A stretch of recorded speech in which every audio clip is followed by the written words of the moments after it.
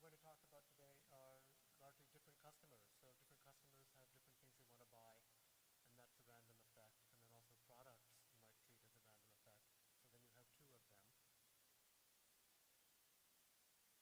I heard from Jack Kalbfleisch. He was talking about dialysis centers and hospitals. So somebody might be sent from one hospital to a different dialysis center, but any hospital in a region could go to send somebody to any dialysis center. So there's a many-to-many mapping.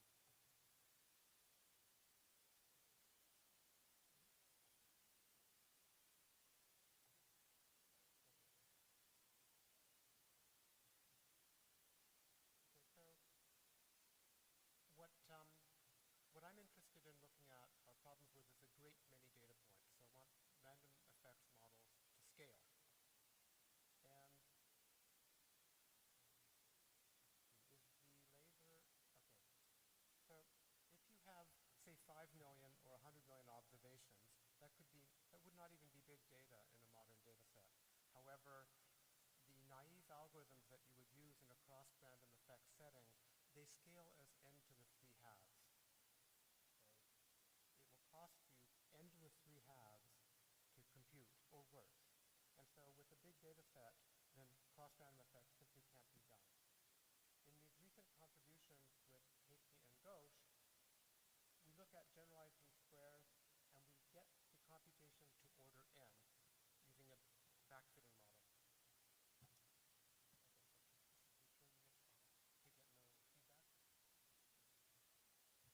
Okay, so we managed to make the cost of an iteration get down to order n. And then the hard work was showing that, well, the number of iterations should not grow with n, otherwise we're in trouble. So we got that to the order 1. And then lately we got a version going for logistic regression, where we got the iterations down to order n. And under here, where there's no line, that's because we didn't get it to 1 iteration. So the iterations still cost order n. We don't know how many iterations it will take, but empirically, it was constant order. Okay, so when we teach an introductory statistics class, we often discuss categorical variables. So what's an example of a categorical variable? People get treated, people get control. Or 3 kinds of iris flower. Or 50 states in the United States. So those are familiar categorical variables.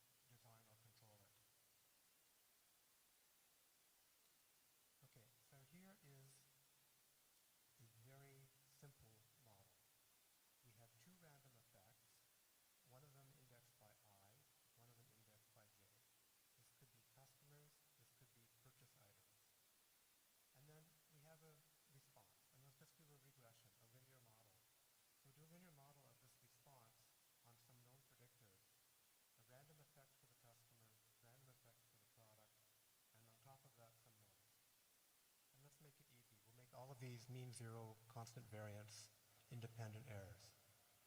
And I want to emphasize this is a very humble model. It looks like you could think of it as a neural network. And let's count the layers. 1. So it's a neural network with 1 layer. No nonlinearity, no dropout, no sparsity. If we were looking for genres and communities because we want to do matrix completion, none of those are in here. This is an incredibly simple model.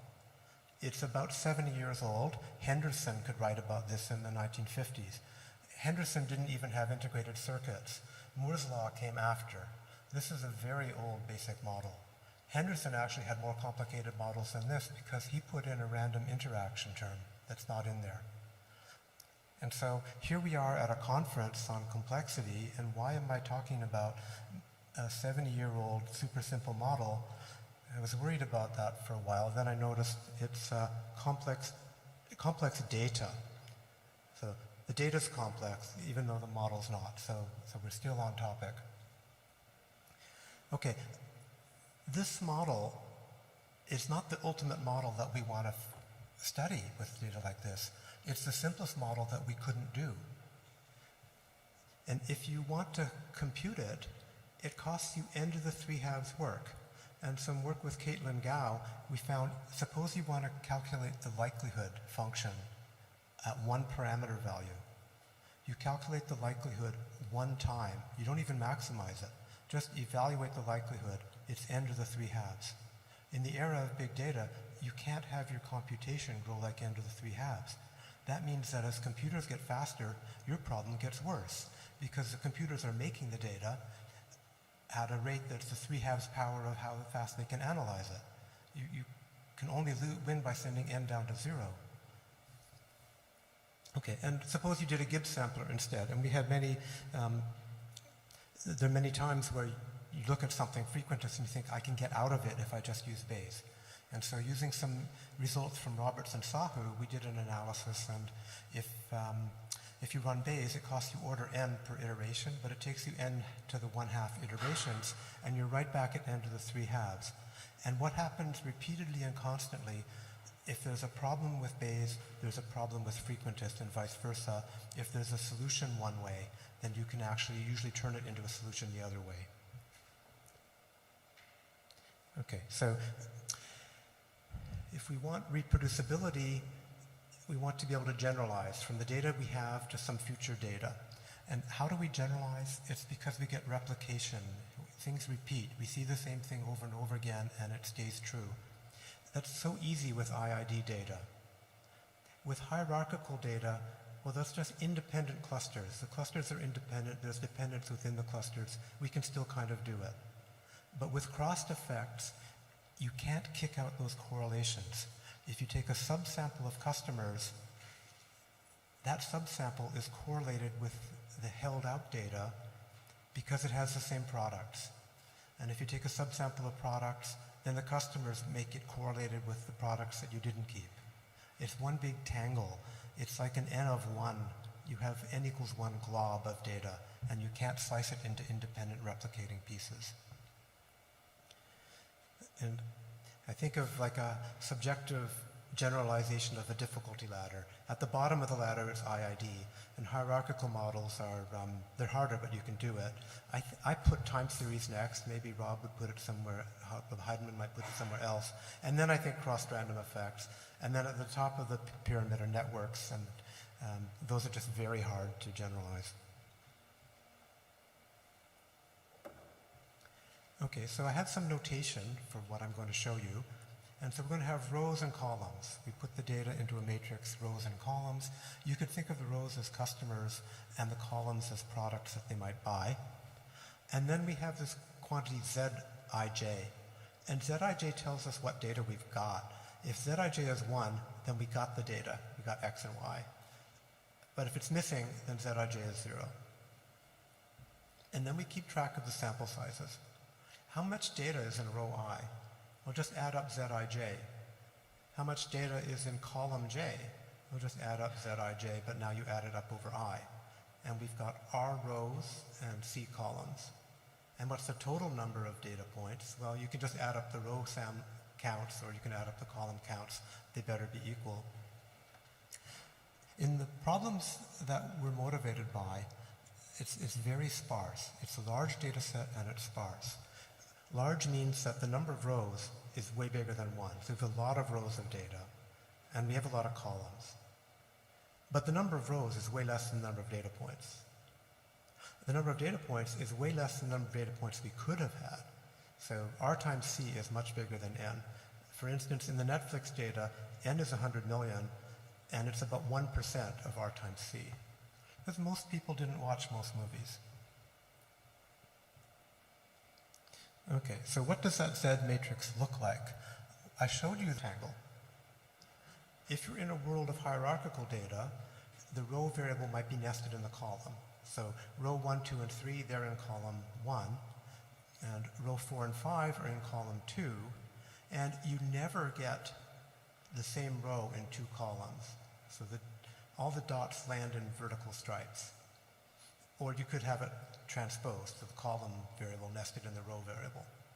Well, these are hierarchical models, and they're well studied. Andrew Gelman will tell you exactly what you have to do with them. It's a done deal.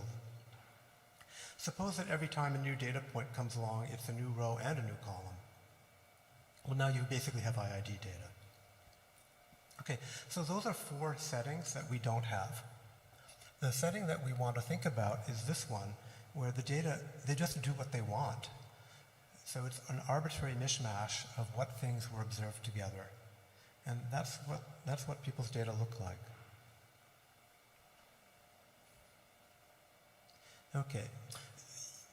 The missingness can be informative. It normally would be. So if there's a movie rating, it's probably because they would have liked the movie. If it's a restaurant rating, it's either because they were very happy or very sad with the restaurant. So there is a bias. We're not going to deal with that at all.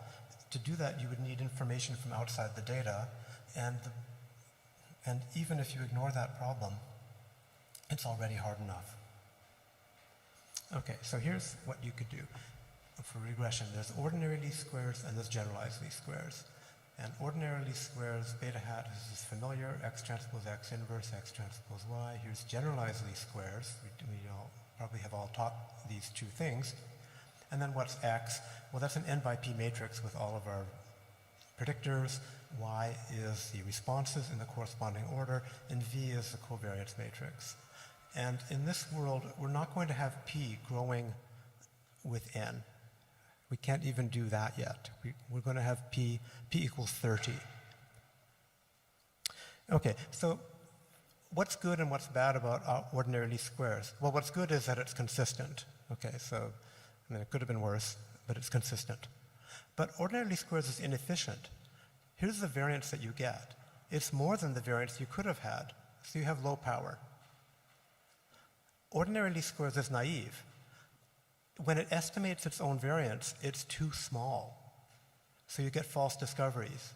And so this is really bad. You're going to have false discoveries and low power. We normally think of getting one of those. But if you pick ordinary least squares, you can make your type 1 errors and your type 2 errors go up. So we don't want to do OLS.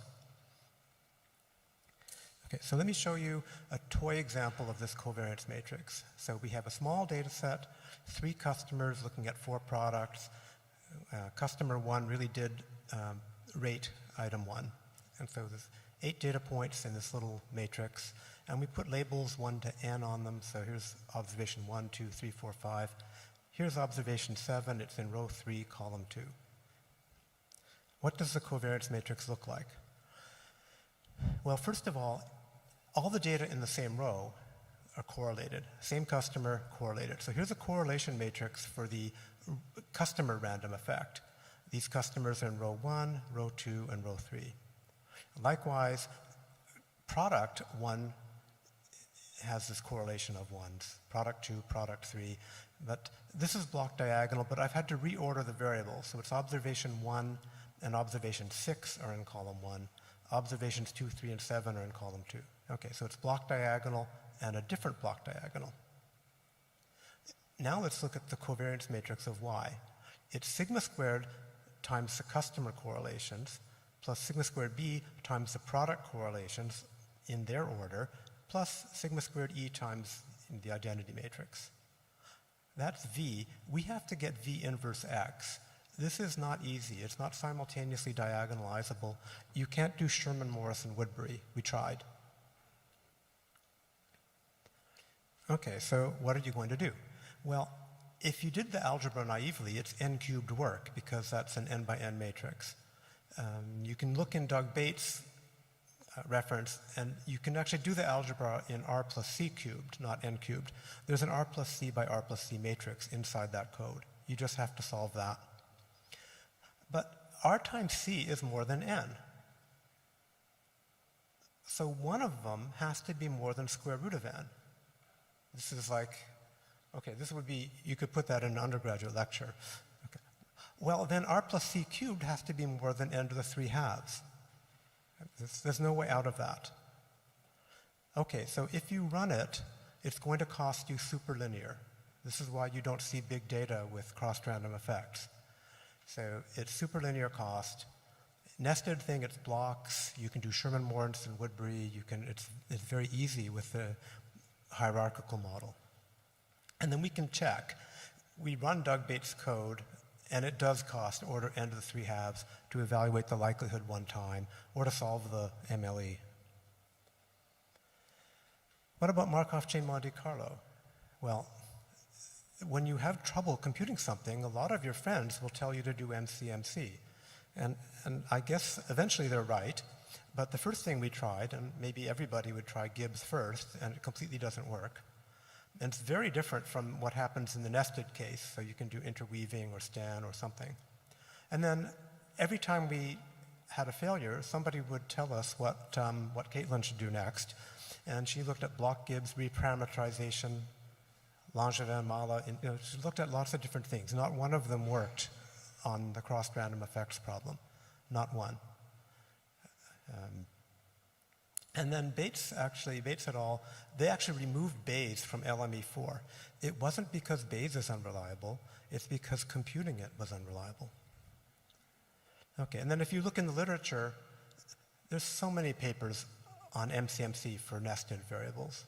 If you were listening for cross-random effects papers, you would just hear crickets chirping. There's almost nothing published where people have used a cross-random effects. It's just, but why? They're ubiquitous. Why would you only have one random effect? Okay, so what's the state of the art? In econometricians, they'll run ordinary least squares, but then they can be smart enough to be not naive, so they change the covariance. Paper with Caitlin, we fit a hierarchical model, but then we fixed up the variance estimate for the hierarchical model.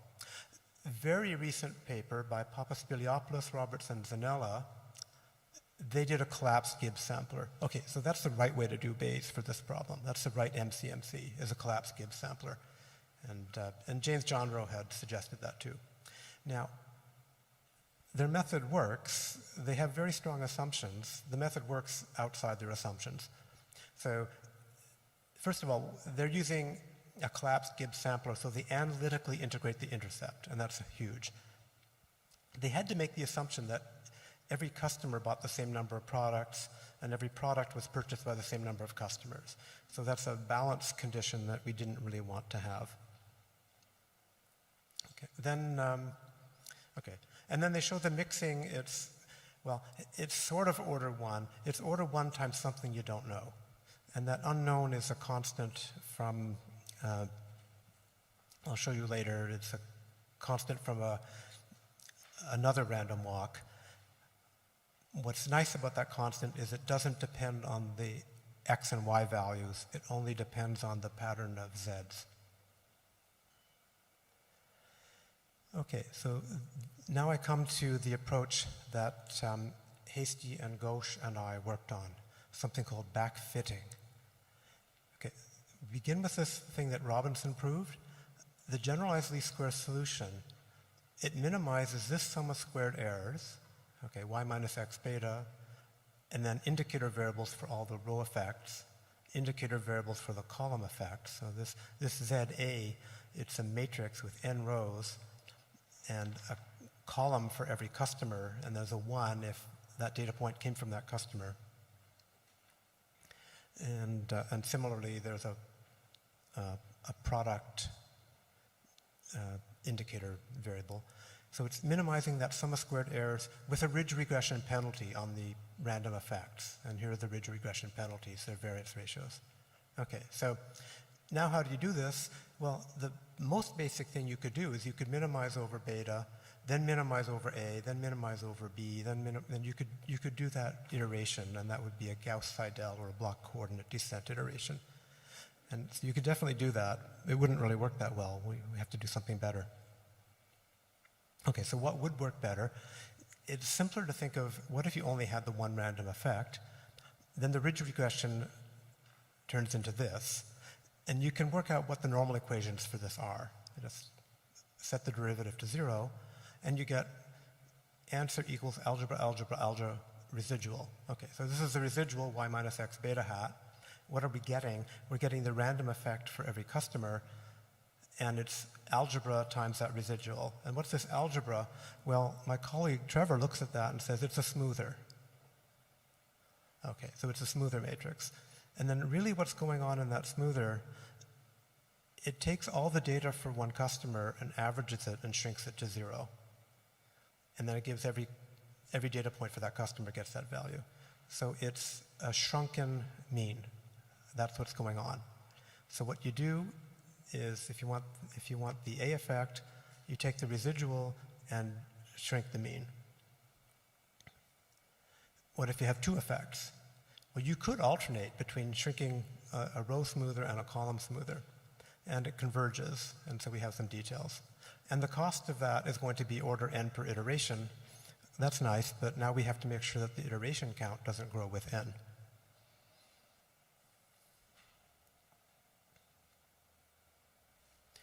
Okay, so then we have a way to improve the backfitting. We know that if you did the solution, the row effects would add up to 0 at the solution. If they didn't add up to 0, you could shift the intercept and make them add up to 0, and the criterion would get better. So we know the row effects are going to add up to 0. We know the column effects are going to add up to 0 too. So why make the algorithm do all the work to figure that out? Why don't we just bake it into the algorithm? So we'll tell the algorithm, minimize that sum of squares with a linear constraint that the row effects have to sum to 0, and same for the column effects. You're doing the algorithm a big favor, because if you have the sum of the row effects, that's perfectly correlated with the intercept and perfectly correlated with the sum of the column effects, and you have to get that out. And so it speeds up the convergence, and it does avoid an identifiability problem with the intercept. Okay, so now I'll tell you about a data set we've been using to illustrate this. It's a big data set. We got it from friends at Stitch Fix. So what does Stitch Fix do? If you're a customer, they'll mail you a box of clothes. So you go to the mailbox, you open it up, this box, there's 5 things in there. Maybe you like them, maybe you don't. If you like them, keep it and just send the money. If you don't like it, then you can mail it back for free. And then they collect data where it's customer I, clothing J, and they could have features. And then the response, in the data they sent us, the response was, did the person like it on a scale of 1 to 10? I mean, you can also look at, did they buy it? That would be pretty important.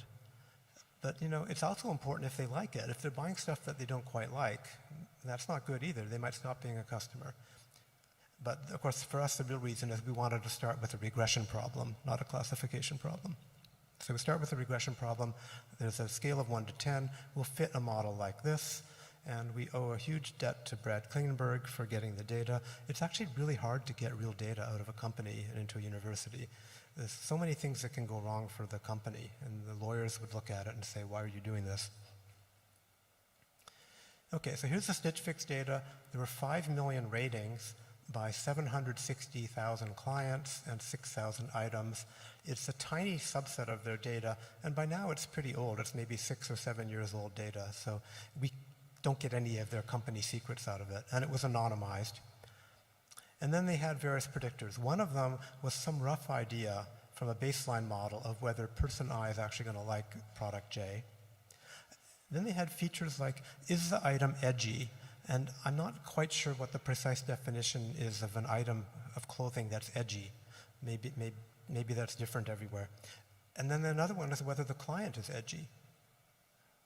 And similarly for boho. Okay, so those terms mean something in their fashion industry. And then they also had, like, what was it made of? Was it leather or cotton or fur or, or so on.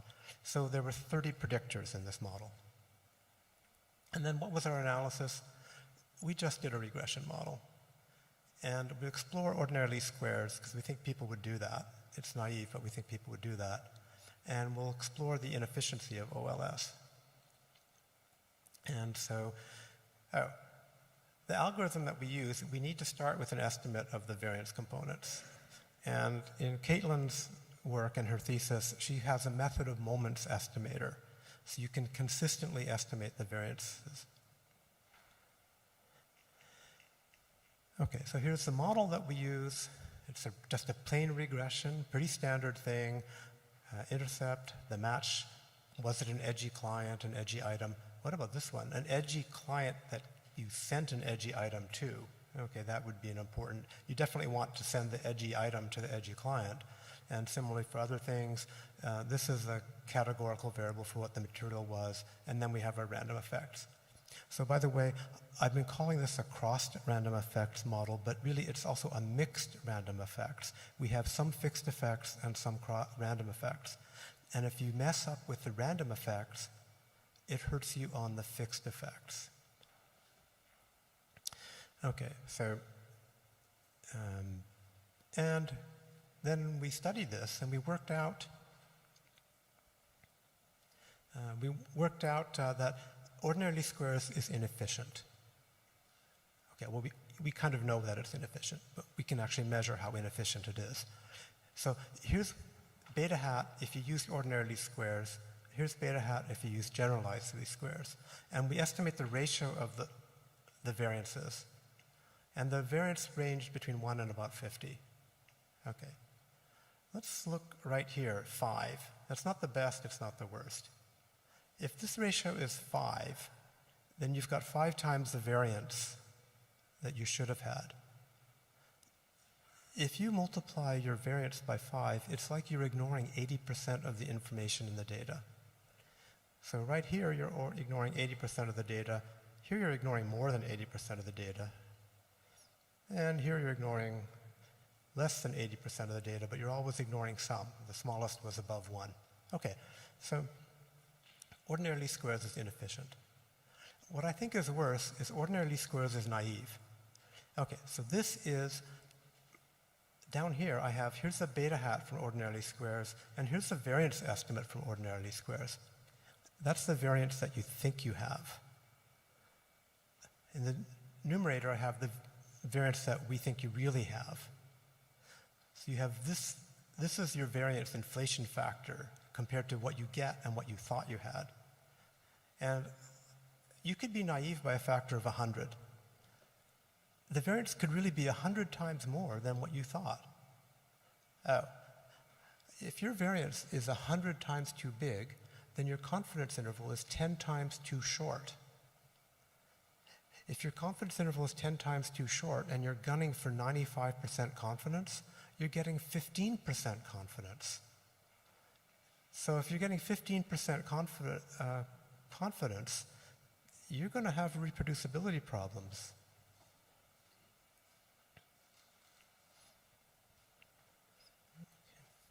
Okay, so how does this work? We do this backfitting. I'll show you, like, we update B. This is all the random effects for the product. And it's a linear iteration. And if B converges, then A is going to converge. They both have to converge. So B is the new B is some matrix times the old B plus an offset. Okay, so then what's B going to really be? It's this infinite sum. And you just iterate. And you iterate just by doing this multiplication. I'll multiply by m and add eta. I'll just keep doing that. Well, I better have a spectral radius below 1 in order to get convergence. So I want the spectral radius to be bounded away from 1. Okay, well, how can I do that? Well, if I have the p-norm bounded away from 1, then of course the spectral radius is bounded away from 1 too, because the spectral radius cannot exceed the p-norm for any of these values of p. So the main result that we got is we give conditions where the 1 norm stays bounded away from 1 as n goes to infinity. Okay, so the model we have, we have to model the z's. So we have a model where the number of rows and columns go to infinity while it remains sparse, and then we have to assume something about who got observed. And we're using the 1 norm. The reason we're using the 1 norm is that we figured out how to do it. We would be better off using the 2 norm, and eventually Swarnadip figured out how to do that. The 1 norm is easier. Okay, so in our model, we index the problem size by a letter s going to infinity, and then how many rows are in the data? S to a power row. How many columns? S to a power kappa. How much data do we get? Well, it won't be as much as s to the row plus kappa. It'll be way less than that. And so what's our sampling model? Let's just take Zij's independent Bernoullis, but we won't insist that the Bernoullis are IID. They have different variances. So they're somewhere between S over RC and epsilon times S over RC. Okay, so we have a window. They don't have to be equal. They can wiggle a little bit in that window. So this is good because it means that the row sizes don't have to be equal. They could be unequal. They could be random and unequal. They don't even have to have the same expected value. What's bad is that we didn't get epsilon as high as we wanted. And also, there's going to be that customer that only buys 10 things, or that item that was only bought by a few people. And we can't really handle that with this assumption. The sample size is between S and epsilon times S. Okay, so the main theorem, if these constants, rho and kappa, are between 0 and 1, okay, well then that means that the number of rows is way more than 1, but way less than the number of data points. If rho plus kappa is bigger than 1, that gets a sparsity. So n is way less than r times c. Then we had to add on 2 more assumptions. This one controls the number of data points per row, and this gives us overlapping columns. Under these assumptions, we can show that the 1 norm obeys a bound with probability tending to 1. And then, of course, we just pick epsilon to make this thing less than 1. And the biggest epsilon we can get, it's only 1.27. Okay, so we were happy to get that, but we still want more.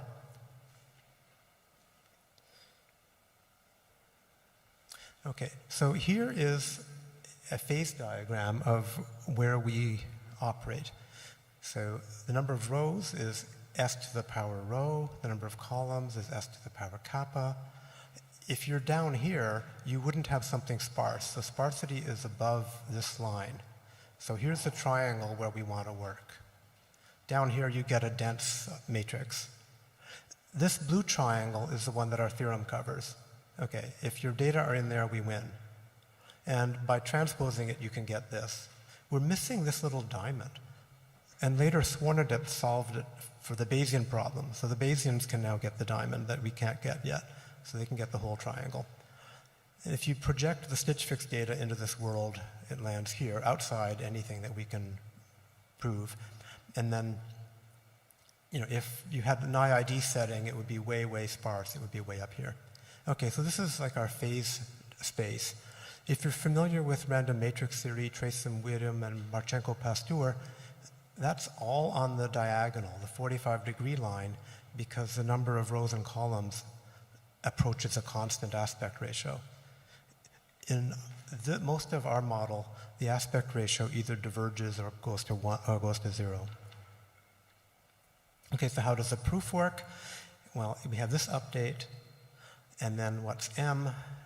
M is a great big mess in terms of all the Z's, all the variance ratios and everything, and we use Hoofting bounds on some of the key quantities, and we just propagate simultaneous all the way, almost sure bounds all the way through to the very end to bound the one norm on M.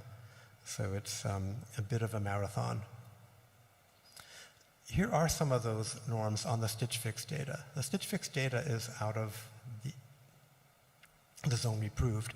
We had 3 different backfitting iterations, 0, 1, and 2. Okay, so here's the 0 with the 1 norm, 0 with the 2 norm, 0 with the spectral radius, 1 and 2 with the same things. And so the 1 norm that we studied, let's see, what is the...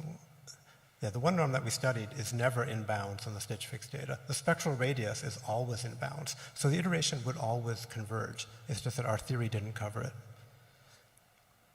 It took 6 iterations. I'll show you some timings. So here's the sample size, log 10 of the sample size. Here we have rho and kappa are both just a little bit more than 0.5. And if you did ordinary least squares, your cost would grow linearly. There's a straight line with slope 1. If you take one iteration of LME4, you'll follow this red line, end of the 3 halves. The backfitting one has a sort of funny startup, but then it converges to a slope of n to the minus 1, of n to the plus 1. If instead rho and kappa are 0.7, well, then the cube is n to the 2.1, and you really get n to the 2.1 cost of computing for, for that setting. Let me tell you about the results in Papaspiliopoulos, Roberts, and Zanella. They show that the mixing time for a collapsed-Gibbs sampler converges to something times something times something. These 2 things converge to 1. So this is the interesting thing. And this is the mixing time in a Burnside process. So you start at a data point, pick somebody random in its row, pick somebody random in its column, somebody random in its row, random in its column, random in its row, and just go through that process. And that will have a mixing rate. And that's basically what you're going to get in their collapsed Gibbs sampler. So it will depend on the Zs. There's some recent work by Ghosh and one of Percy Diaconis' students, Chenyang Zhang, and they do a Gibbs sampler, or they do an MCMC where they just have an intercept with random effects. They use some random matrix theory from Latala. They can study the L2 norm of the matrix, which is closer to the spectral radius, and then they can get more rho and kappas, they can get a bigger upsilon. So they can improve things for the Bayesian setting. And I suspect that somebody could translate that into improvement for the frequentist setting too.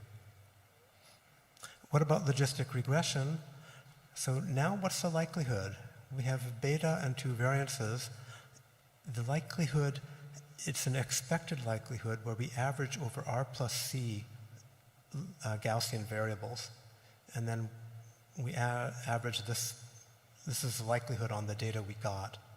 Okay, so not only do we have cross-random effects, we have a very high dimensional integral. And so people use Laplace approximations and quasi-likelihood. This is really hard. It's not even 10 years that the MLE has been known to be consistent. I mean, we teach our students that the MLE is consistent. Well, that was true from 9 years ago for this model. We've been teaching that before. That's a sign that cross-random effects are strange compared to other settings, that it's only 9 years old that it's consistent. Also, the rates of convergence are not known. There's some papers on it, but it's kind of tricky even to know the rate of convergence.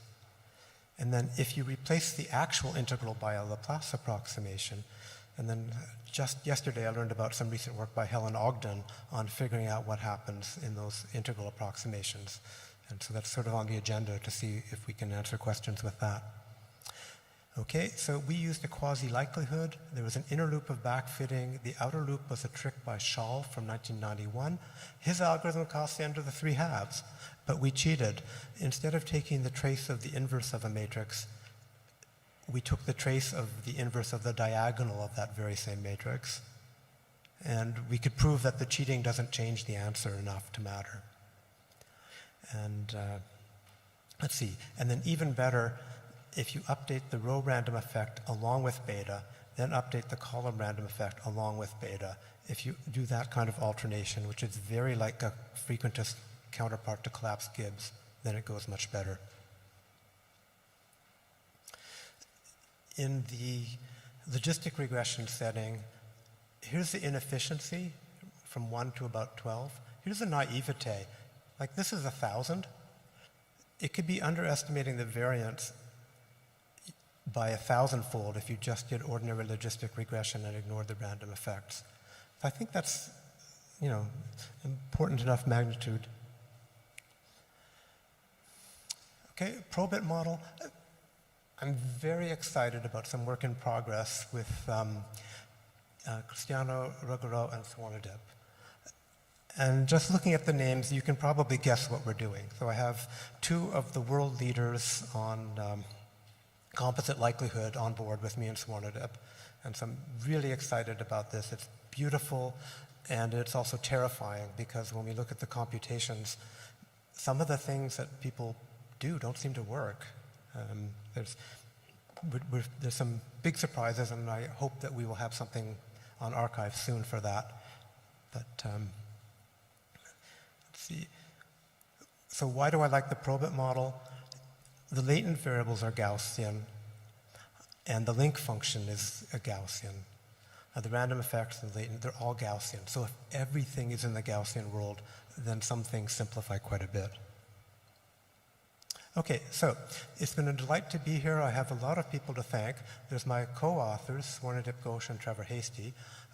A huge debt to Brad Klingenberg, who managed to exfiltrate data for us from a company. Of course, he got permission, but it's very hard to get permission to get data, and it's a huge debt just to get a data set to play with and see what really happens. And this was supported by the National Science Foundation. I want to thank Giovanna and Anna Maria for inviting me. I feel like I've been in excellent company looking at the other speakers, and so it's a privilege to be here. I want to thank the discussants before I even know what they're going to say about me. And I want also the hospitality. This has been a model of a conference, and they've just taken such good care of every single detail, right down to the weather. It's been great. And then thank you for your attention.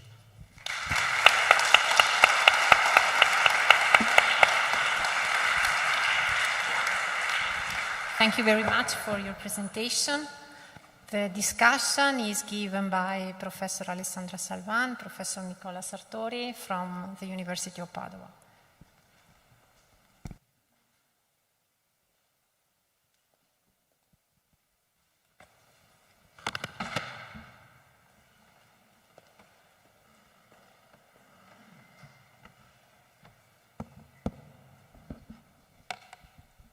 Okay, so first of all, it's up to us to thank Art for this very nice presentation, and also thanks for sharing papers and a lot of material in advance.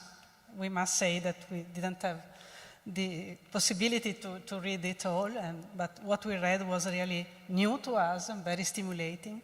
And because it was rather new to both of us, we decided to opt to go for a joint discussion. So we shared our thoughts about the paper, and so we prepared a joint discussion.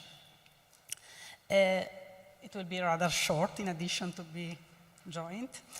And most of all, we will try to summarize, first of all, just to see if we rightly understood what were for us the main contribution and the main new ideas in the talk and in the papers, and try to ask some questions. Maybe they're trivial, so we will see.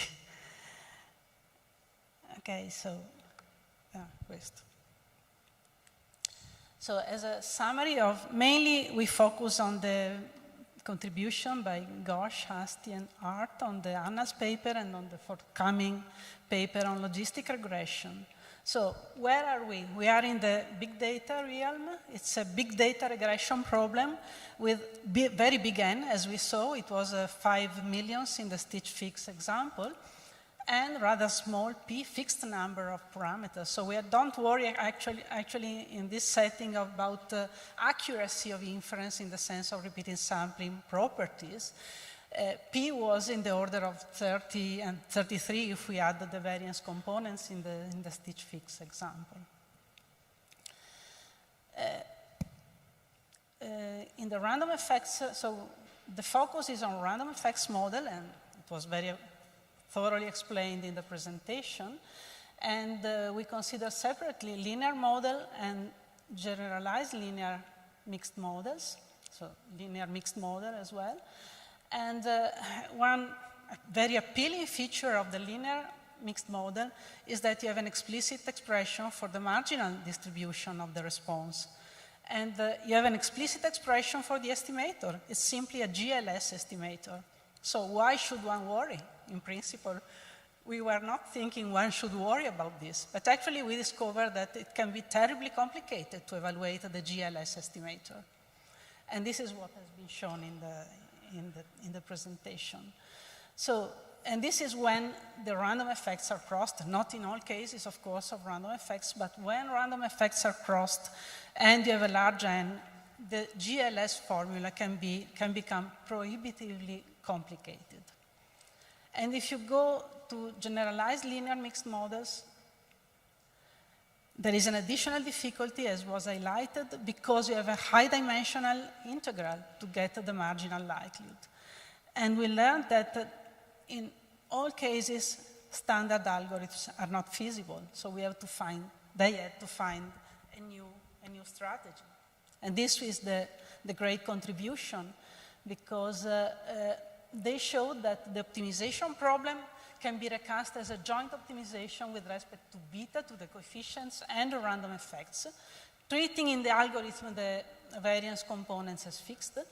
And there, the backfitting algorithm could be put into effect by iteratively working through the maximization with respect to one component of the random effects, the A's, and the other component, the B's. And this backfitting algorithm has a reasonable complexity. I mean, it goes down to order n. It's linear in the number of observations. As additional remarks, we remind that for the linear model, the algorithm requires estimates of the variance components, and these are plugged in. We thought that it was a problem, but actually it should not be, because you have a very large number of observations. So sampling variability of the variance components estimates is not an issue. So this is how the algorithm works. And for logistic regression, where this plugin is not possible, then there is also an iteration over the variance components. And the algorithm is not applied directly, of course, to the likelihood, but to its, say, simplified Laplace approximation. And there is an iteration. So this is for the algorithm. We saw how it works. We saw the results. And then there is say, if you read the paper, at a certain point, the difficulty starts to raise. And this is where there is a proof of the computational complexity, where it is shown that a single iteration costs On, and the number of iterations is of order 1. And it is at this point of the paper that there are some conditions that we saw in the presentation. And these are conditions, well, on the sparseness of the sampling structure, but also on the sampling pattern. You remember these Zij variables that are 1 if an observation is present and 0 otherwise. And so in the algorithm, the Zij are considered as fixed. There is no problem, no model for them in the likelihood, say.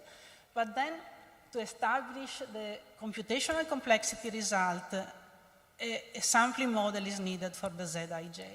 And so the sampling model is that the Z are independent and Bernoulli, of course. This is the certain part. And they have probabilities that are bounded in that interval. So actually, the first question is exactly about this. So this is a kind of summary of what we understood. And the first question is, we saw also that even in the MCMC how do you call it? The Gibbs sampler, the collapsed Gibbs sampler. For the proof, there are some conditions on the indicators and on the distribution of the indicators. And apparently, these conditions are more loose for the Bayesian, at least for the newest results. So one question is, how crucial are in practice these different assumptions? Because we saw in the, if you remember the diagram, that the stitch fix example, for instance, fall outside any of these conditions, and anyway the algorithm works. So in some sense, the first question is for practitioners. How much should we worry about the real problem to match the conditions on the Zij and the different conditions between the, so as you said, there are no cases where MCMC works and the backfitting doesn't, so is this what really happens? So there is no situation where one method works and the other doesn't. So as you said, probably there is space for relaxing the assumptions on the Zij. The independence assumption in some sense seems also quite strong, because we assume that the presence of an item for a unit is independent from the presence of another item for that unit, which might be true in some experimental situations, but less reasonable when, for instance, you look at the Netflix example, where if one chooses one movie, it will be related to the possibility that she or he chooses another movie in the set. Okay, so this is the first question, and I leave the word to Nicola for the second part. No.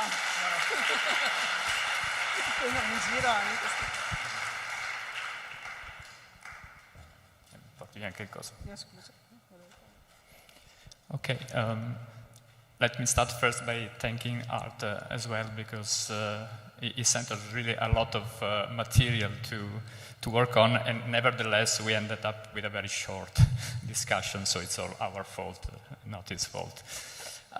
So I'm afraid I will also go through questions more than contributions, and because every time I had some kind of idea, then he had another paper that probably was already doing that, so that's how it is.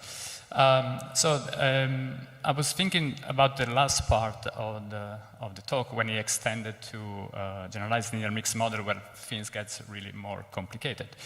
And so now the overall computational complexity is actually larger than in the linear mixed effects case, because the iteration in this simplified version that they used for estimation is still O(n), but there is no proof that the number of iterations is actually bounded, even though they have empirical evidence that it is. So my question was like that there is anyway any idea of taking another route to prove that even in GLMMs we can have finite iteration in theory. So that was one of the questions. Another one was that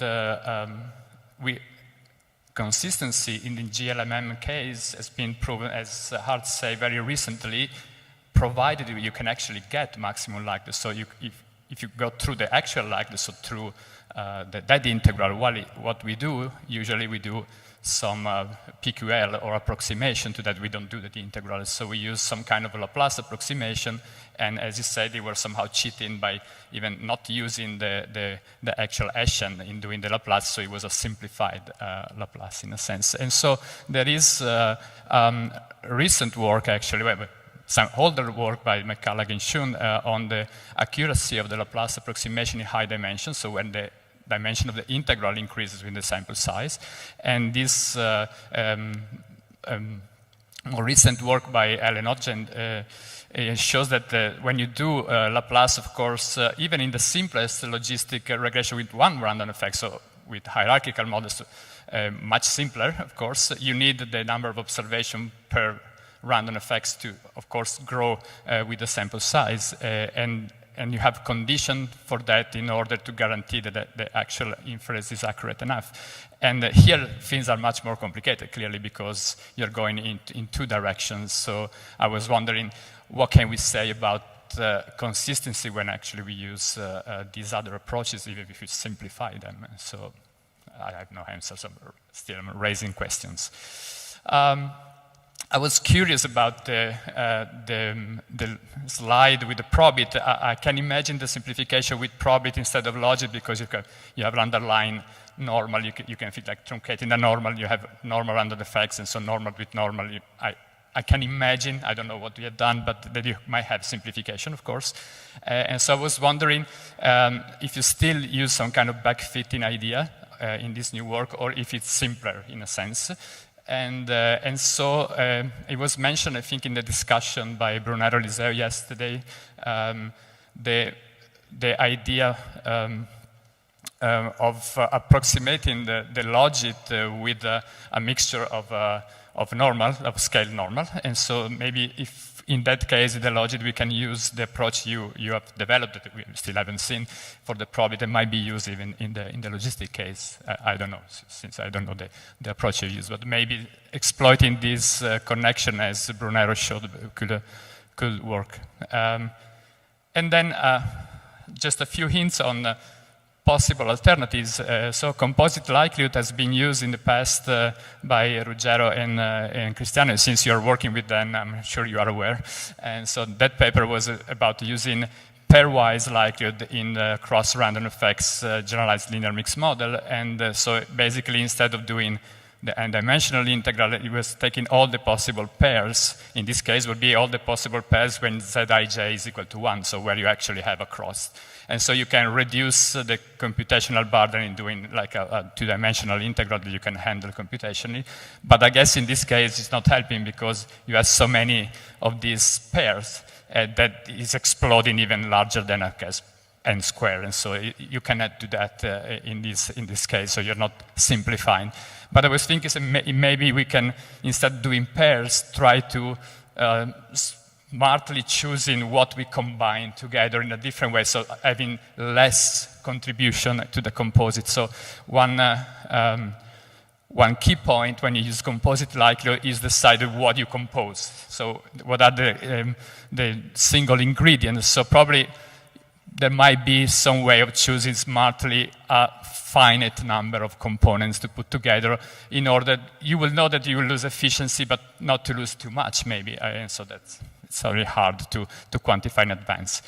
Another idea was, well, in GLMMs, you need to do this integral. Can we do variational approximation? We have seen something in the poster. We have seen something even in Daniele Durante's talk with the probit. And he had something, I mean, he was doing probably Bayesian, but if you think about this, you fix the betas, and the random effects are just prior with normals. In a sense, maybe in the probit, his approach with large P could do something, and then the logit is another way. So here there is a recent paper by Wand, Meniktas, and Dicratico, which, by the way, was a PhD student in our department, and they did variational approximation in the linear mixed effects model. So in the first setting you use, and they showed that there are 3 versions, and one seems to be more scalable than the others, but I'm not sure. They're not doing simulation and application with the size that you have, so I'm not sure it would scale as well as your application. But I've seen in the summary that you sent that you were thanking Matt Wand, so I'm sure you are aware of variational if you talk with him, probably. And then there is this paper in Psychometrica that in the item response, which has cross-random effects, actually, that they were using some variational approximation in the logistic case, but again, their sample sizes were really not comparable to what you have, so I'm not sure that will be working. My last slide, almost, is a question that came up reading the discussion of your Arnold's paper, and that I'm quoting here. So if you have a situation like this, so basically sticking with the example with the stitch fix data, so the row are the customer, the columns are the items. So if you have like 2 separate communities of customers, and some rate one set of all the sets, actually, of items in a group, and a separate group of a customer that rate all the item is in another separate, and there is no mixing. So in this situation that in my view seemed like simple at first, none of the methods, not the collapse cliff sampling, has a number of iterations which is finite, and not even the backfitting, as you say, is working. And so this kind of was puzzling me, and I was thinking maybe some ideas of treating the two disjoint sets separately. And actually, if you really are in a situation like this, when you are full, you actually, the computation is really simple, so you can get an estimate here, an estimate there, and try to combine them in some smart way by weighting with variances or some inverse of variance, of course. So I was thinking that maybe more generally, ideas that comes from, from distributed inference that usually is done with independent observation. Clearly here, it wouldn't be distributed inference by splitting the data because you lose, of course, some of the dependencies, but maybe in the idea of composite likelihood, taking subset of little squares, getting estimate more feasible in time, and then somehow smartly join them together and see what you get, how much you lose in terms of estimation and efficiency. I was thinking that in some web application like the one Netflix or even this Stitch Fix data maybe, if you have so many data, they might come in batches sequentially, and so it might also be a way of taking this into account and analyzing them sequentially, like in smaller problem, and then finding a way of join them together and maybe getting not what you will get analyzing all together, but maybe something that is still valuable and efficiently done. And I'm afraid my contribution is finished here, so here are some references, and we are leaving more time for questions for the floor. Okay. Thank you very much for the discussion. Are there questions from the audience? Okay.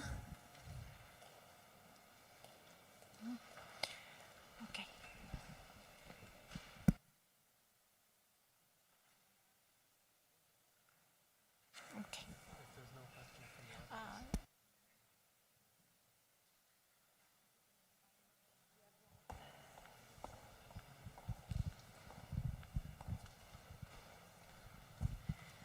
I have a very silly question, but yeah, I'm there. So your assumptions on the Zij's that were the Pij that were bounded from below and above by S over, it's really to get the sparsity as S, or do you need it for some more structure in your graph? Is there some other reasons than just purely sparsity? It's just sparsity. There is more than that.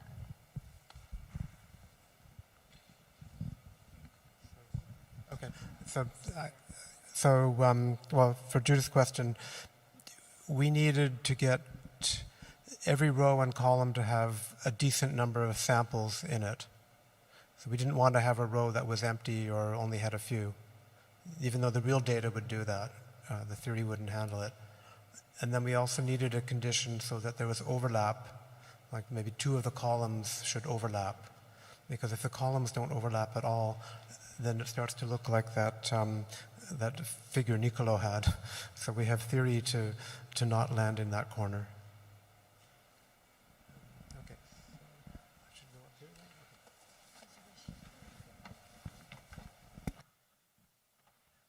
So that, can you hear me?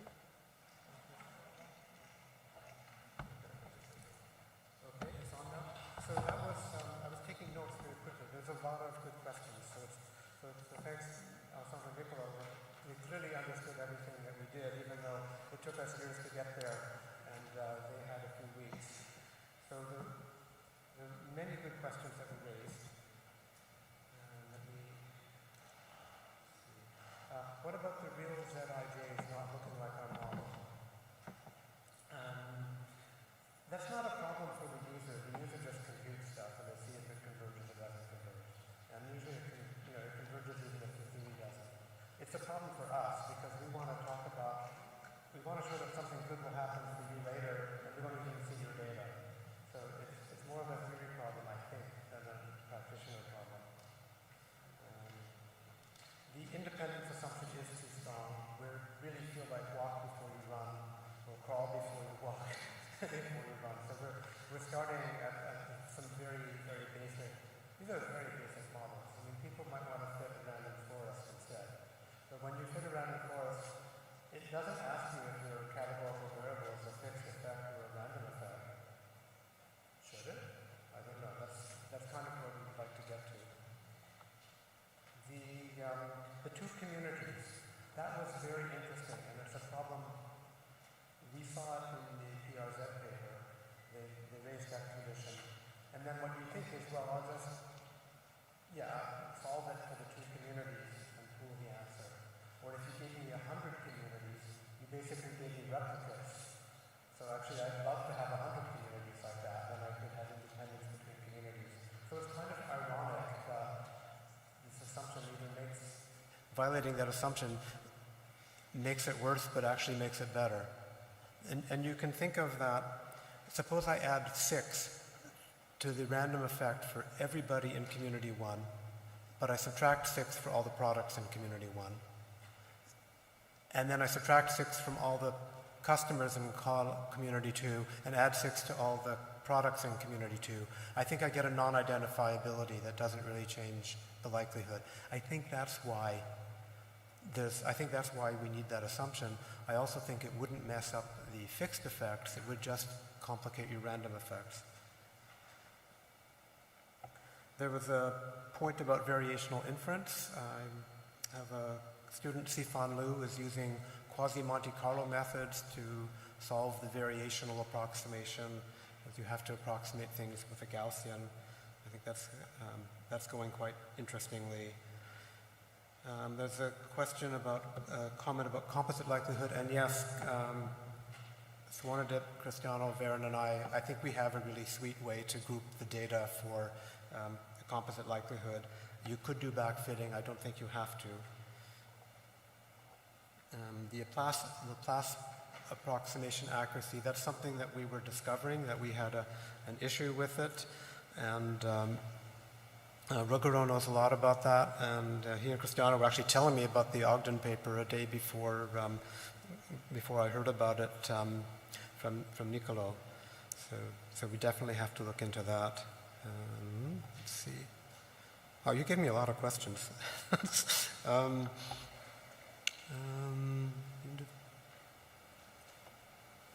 Okay, I think I have something for all of them. So thank you for those questions.